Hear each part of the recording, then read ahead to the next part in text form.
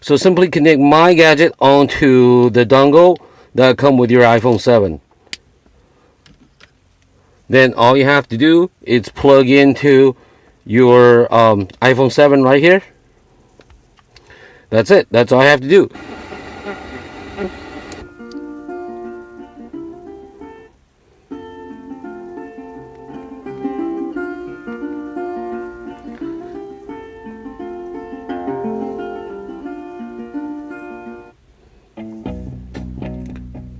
You'll hear that the music is coming through loud and clear without any sort of a static or distortion.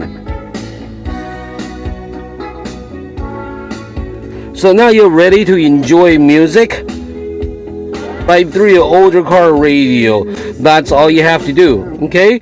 So this is Wesley, the Gizmo Guy. Thank you for watching. Thank you. Goodbye.